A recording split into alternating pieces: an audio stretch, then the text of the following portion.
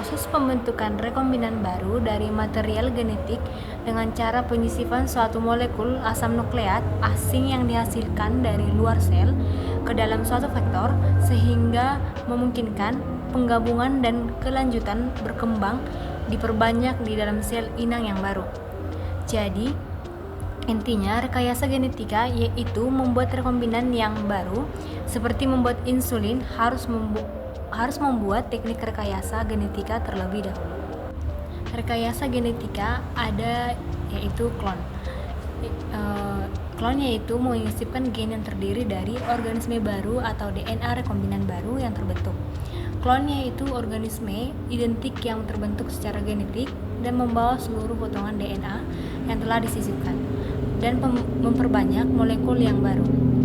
Selanjutnya ada cloning gen, yaitu rekayasa genetika teknologi DNA rekombinan yang sebagai contohnya yaitu domba Dolly. Terlihat ada di gambar. Berikut ini adalah proses terjadinya domba Dolly. Domba putih atau Finn Dorset yang mendonorkan kelenjar mamae, lalu nukleusnya diambil, kemudian domba bermuka hitam atau black face diambil sel telurnya. Namun nukleusnya dihilangkan agar terjadinya cloning. Lalu ada proses fertilisasi dan ada pembelahan sel sehingga ada embrio yang ditanam di black face dan menghasilkan anak Finn Dorset atau Dolly. Nah, selanjutnya ada material genetik, yaitu material yang membawa informasi genetik yang diturunkan dari tetua ke turunannya, yaitu asam nukleat, DNA atau deoxyribonucleic acid, dan RNA ribonucleic acid. Rekayasa genetika juga terdiri dari gen, yang dimana gen adalah sekuens DNA yang menjadikan protein. Struktur dasar gen manusia yaitu terdiri dari kromosom, DNA, dan gen. Lalu ada aspek cloning yang itu satu menerobos barier alamiah suatu spesies insulin manusia yang diproduksi oleh E. coli. E. coli yaitu sebagai pabrik biologis.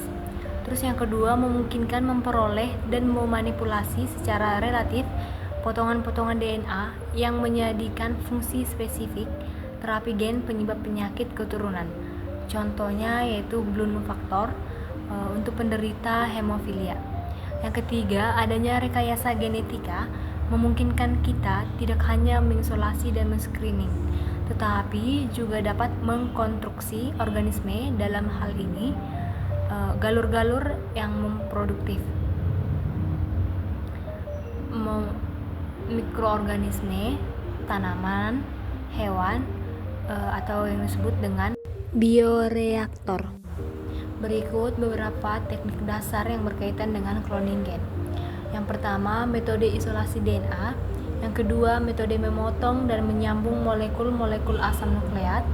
Yang ketiga, metode transformasi pada sel host atau inang, contohnya E. coli. Dan yang keempat, yaitu seleksi hasil transformasi. Berikutnya ada plasmid.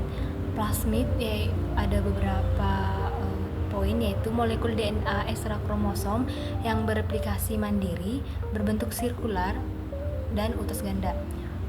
Lalu terutama ditemukan pada bakteri yaitu seperti kapang dan memiliki beberapa eukariotik. Plasmid alami menyandingkan 1. Resistensi AB, 2. Kolikin bakteriosin, 3. Virulensi, 4. Aktivitas metabolik. Beberapa syarat plasmid untuk menjadi vektor. Yang pertama, dapat menampung sispan DNA hingga 8 kali. Yang kedua, mempunyai titik ori atau origin of replication, yaitu titik awal untuk memulai replikasi. Yang ketiga, mempunyai marker untuk seleksi. Dan yang keempat, mempunyai situs retiksi yang unik untuk penyisipan gen. Sekarang kita berada di enzim-enzim untuk rekayasa genetika. Yang pertama ada nuklease. Fungsinya yaitu memotong, memendekkan, atau menghancurkan molekul asam nukleat. Nuklease dibagi menjadi eksonuklease, yaitu menghilangkan nukleotida dari ujung DNA.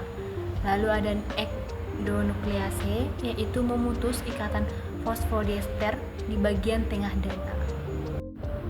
Yang kedua ada ligase, fungsinya untuk menyambungkan celah atau bagian utas DNA yang terputus pada molekul DNA. Yang ketiga ada polimerase, fungsinya membentuk utas DNA baru yang bersifat komplementer terhadap utas DNA template atau RNA template. Enzim pemodifikasi 1. Alkalin fosfase yang menghilangkan gugus fosfat pada ujung DNA. 2. Polinukleotida kinase yang menambahkan gugus fosfat pada ujung DNA. 3. Terminal deoksinukleotidil transferase yang menambahkan deoksinukleotida pada ujung DNA. Lalu yang terakhir, keempat, topoisomerase, fungsinya membentuk atau menghilangkan struktur superkoil pada DNA.